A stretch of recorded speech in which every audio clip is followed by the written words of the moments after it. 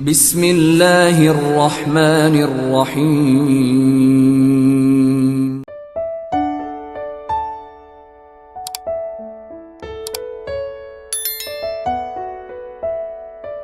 Bismillah, Assalamualaikum warahmatullahi wabarakatuh. Ashhadu an la ilaha illallah wa ashhadu anna muhammadar rasulullah, amma ba'd.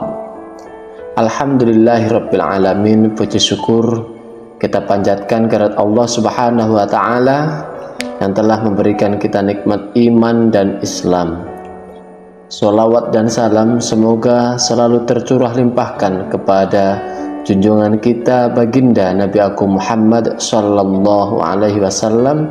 Semoga kita menjadi umat beliau yang akan memperoleh syafaat dan pertolongannya. Amin ya Allah ya Rabbal alamin.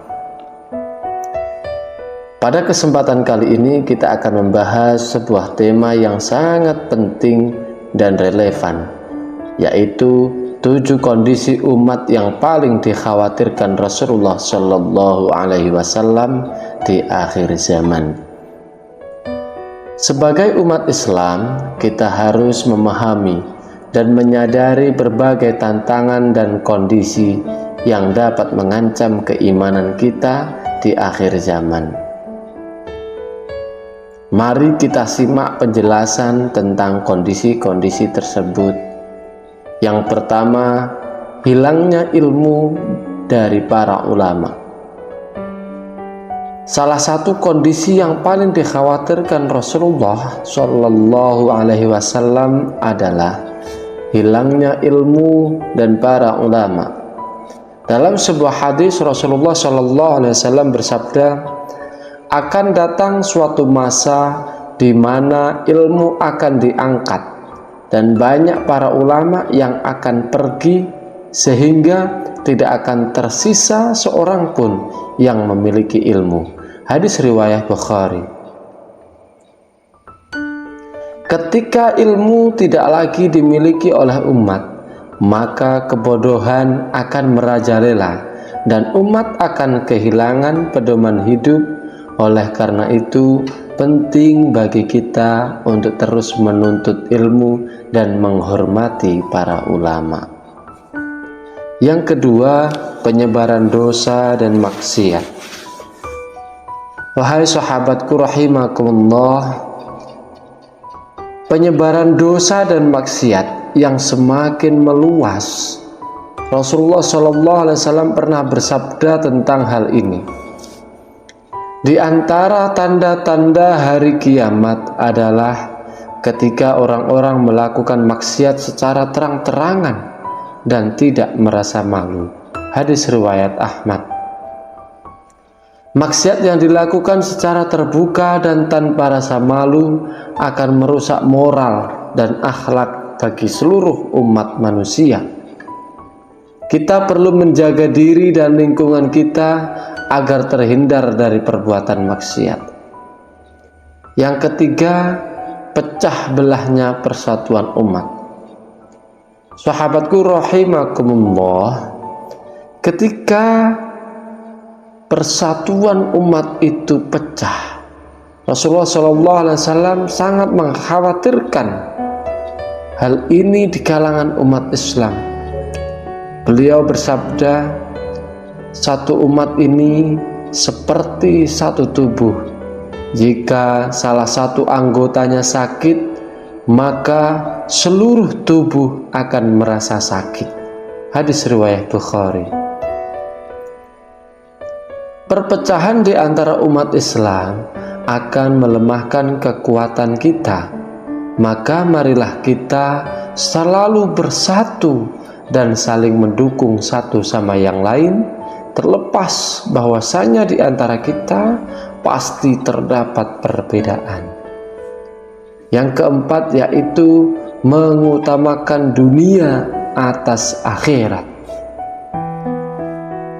Perkara yang keempat yaitu mengutamakan dunia daripada akhirat. Dalam sebuah hadis Rasulullah SAW bersabda, yang artinya akan datang suatu masa di mana umat Islam lebih mencintai dunia dan menjauh dari akhirat. Hadis riwayat Ahmad. Kecintaan yang berlebih terhadap dunia ini dapat mengakibatkan kita lupa terhadap tujuan hidup yang sebenarnya. Kita harus menjaga keseimbangan antara urusan dunia dan akhirat. Sahabatku rahimakumullah, kondisi yang kelima adalah munculnya berbagai fitnah dan tanda-tanda kecil kiamat. Rasulullah SAW bersabda, akan muncul fitnah yang tidak diketahui oleh orang-orang yang terlibat di dalamnya. Orang yang duduk lebih baik dari orang yang berdiri, dan orang yang berdiri lebih baik dari orang yang berjalan. Hadis riwayat Ahmad. Yang keenam adalah lemahnya iman dan ketidakstabilan akidah.